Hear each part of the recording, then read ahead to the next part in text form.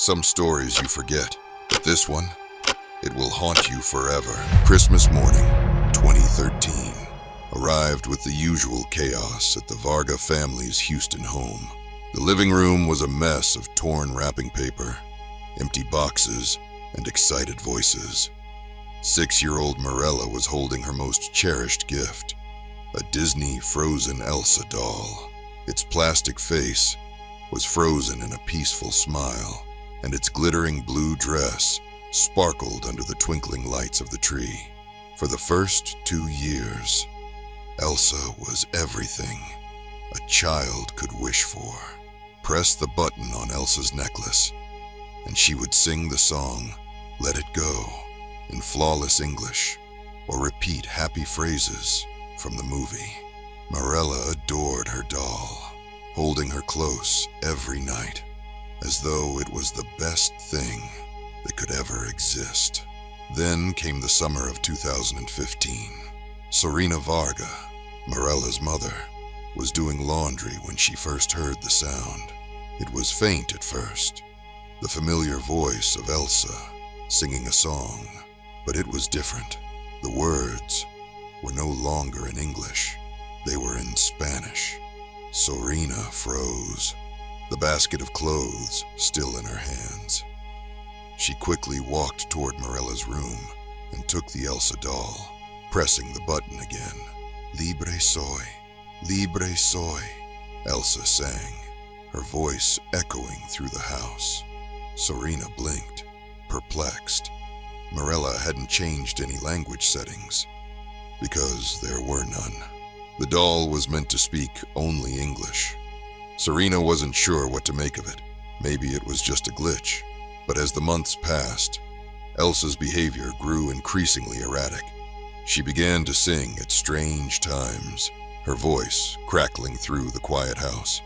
Sometimes she sang in English, other times in Spanish, as if something inside her was switching on and off at random. One night, Serena was walking through the dark hallway when she saw Elsa sitting upright on the shelf, her plastic eyes glowing faintly in the darkness. The batteries should have expired long ago.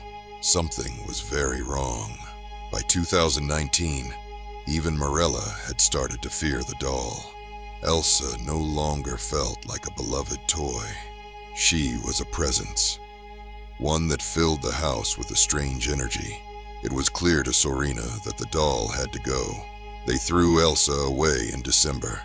Serena tucked the doll deep inside the kitchen trash bag and then hauled the bag to the curb.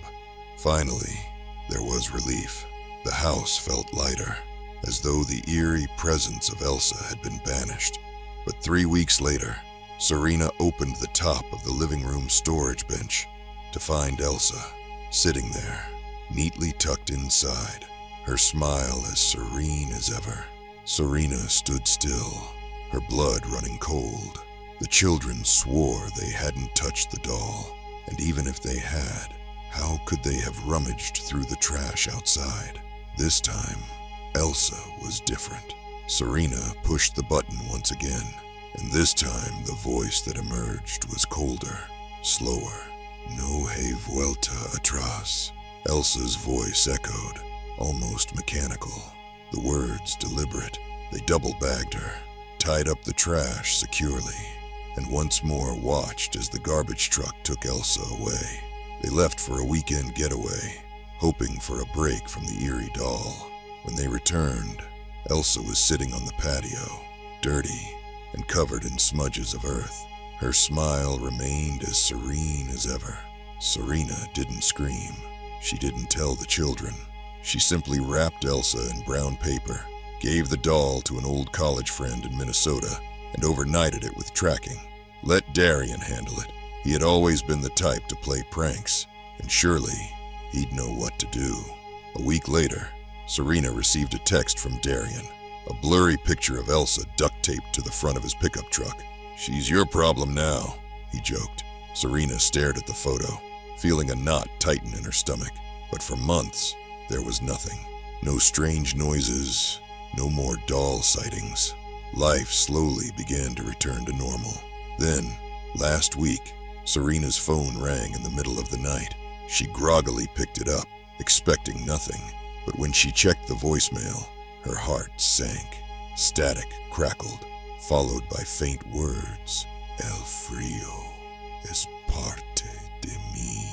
Elsa's voice, unmistakable. Serena stared at her phone, feeling the chill of fear crawl over her skin.